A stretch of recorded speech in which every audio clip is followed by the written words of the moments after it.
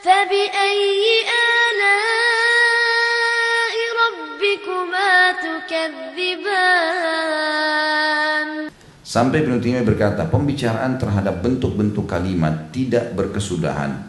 Patokan hal tersebut adalah apa yang dikenal oleh manusia sebagai cacian, maka ia merupakan cacian. Dan hal tersebut mungkin berbeda-beda menurut perbedaan keadaan, istilah, adat, tata cara berbicara, dan sebagainya.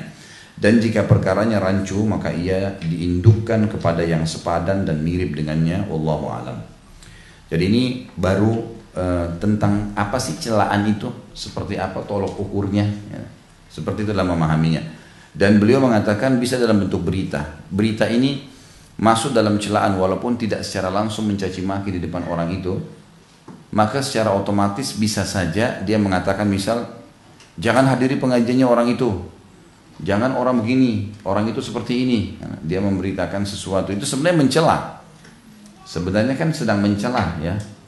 Di dalam Islam, kalau ada seseorang yang bahaya, misal pun kita anggap orang ini berbahaya pengajiannya, maka sifatnya harus secara individu mendatanginya, menasihatinya, meluruskan. Atau kalau ada orang secara individu, secara person dia datang bertanya, bagaimana kalau saya datang ke pengajian ini? Lalu dikatakan setahu saya lebih baik jangan, karena begini, begini, begini. Secara individu, bukan di depan umum. Ini di depan umum masuk dalam cacian, karena sudah berita yang tersebar. Kalau menjawab pertanyaan seseorang itu bukan berita, bukan yang dimaksud dalam poin ini. Jadi berita ini kayak nyebarin sehingga jadi tersebar kemana-mana. Nah ini masuk dalam celaan. Ada satu poin yang dibuka pintu di sini, bahwasanya celaan itu dibolehkan kalau orang itu dasarnya memang penjahat. Misal negara menginformasikan kalau orang ini teroris, orang ini pembunuh, orang ini dicari oleh pemerintah karena dia berbuat ini. Memang kita tahu dan ini orang berbahaya, memang berbahaya, maka diiklankan lah, gitu kan. Ini lain, ini tidak ada masalah karena keburukannya akan bermasalah nantinya.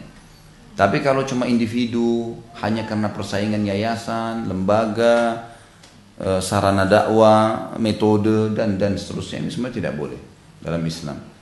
Sampai Syekh Su'ud Suraim, Imam Masjid Haram sekarang, luar biasa pendapat beliau. Beliau sebutkan dalam salah satu kalimat di Twitternya, pada saat banyak orang sekarang mencaci maki dai-dai, oh, itu begini, dicaci maki, dijatuhin. Beliau mengatakan, ada hadis Nabi SAW, bijaksana sekali beliau katakan, ada hadis Nabi SAW yang menyuruh untuk tidak mencaci maki ayam jantan. Udah tahu ya? Karena ada sabda Nabi SAW, jangan kalian caci maki dik itu ayam jantan, karena dia kalau berkokok melihat malaikat. Ada hadis lain mengatakan, kalau ayam jantan sedang berkokok, maka mintalah karuniahnya Allah, karena dia sedang melihat malaikat. Dan kalau anjing sedang bergonggong, beristiadzahlah, karena dia sedang melihat syaitan, gitu kan. Maka ayam ini kan hewan, ya.